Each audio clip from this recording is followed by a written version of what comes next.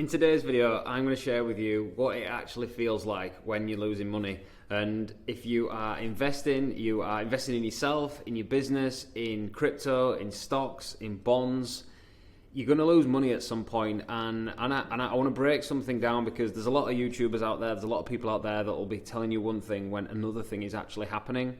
So there's two things that happen. There's euphoria and there's massive peak fear. Now, when everyone is euphoric and when everyone is screaming, the prices are going to £1 million, Bitcoin's going to 200k, Bitcoin's going to 500k, the chances are it's probably not at that point in time, and the chances are it's probably going to come down. Equally, when there's massive fear in the market, there's only going to be certain people that are going to be selling, the weak hands, as people call it, the paper hands, the people that cannot control their emotions.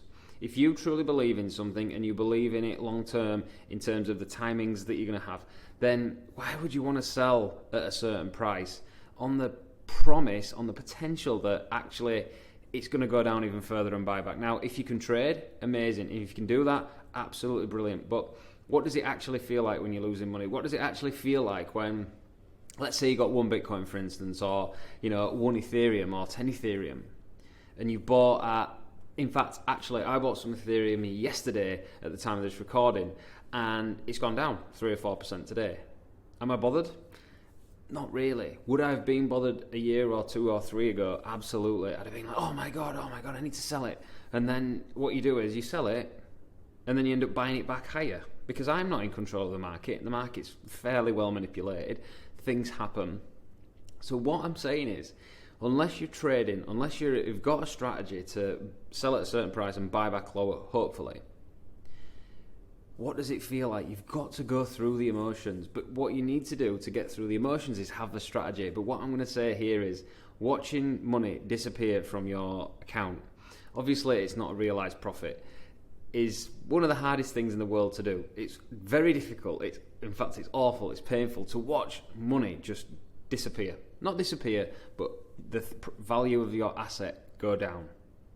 So what do? You sit on your hands and you wait, ultimately. You plan when you're going to buy, you plan when you're ideally going to sell, and then you can wait. Now, if you're not a day trader, you don't necessarily need to listen to all the noise. If you're just buying one Bitcoin and holding it, or half a Bitcoin, or 0.1 Bitcoin, and holding it for the next bull run, do you really need to listen to the noise? If you think it's going to go up in value and you bought it at 10,000, and you hope it's going to go up to 20,000, do you really need to listen to the noise, all the fear, all the FUD, all the things? And it's amazing what happens at the peak of the bull market, like I said, and the bottom of the bear market, or the top of a bear market rally, or the end of something, or the start of something else. The people that come out, the arguments and the discussions on Twitter, and people just being savage. You don't need all that. You just need to know what your strategy is, and then you can rest easy. Now, would I have rather have bought that Ethereum today? Yes, absolutely. I'd have got 3% more Ethereum. But does it really matter in the long run if my strategy is to buy it and hold it for the next 6, 12, 18 months? Not really, because I'm dollar cost averaging a certain amount of money over the next couple of weeks through September, so I'm all good.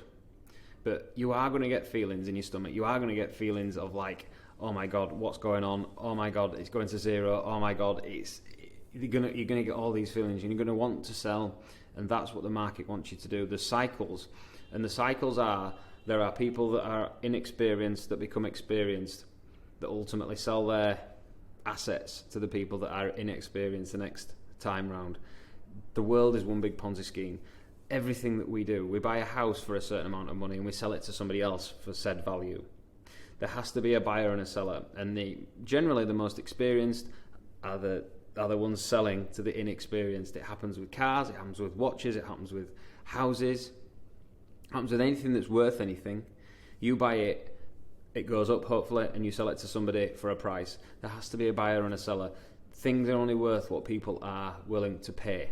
There will always be somebody willing to pay something for something, and unfortunately it's the cycle that has to go through, and unfortunately you have to go through the loss to be able to get to the other side. So am I saying it's going to be easy? No, I'm going to be saying it's probably going to be painful at times. It's going to be horrible. You're not going to want to be in it, but they're usually the times to be buying, because most people, the weak hands, are going to be selling. So I'll see you on the next one.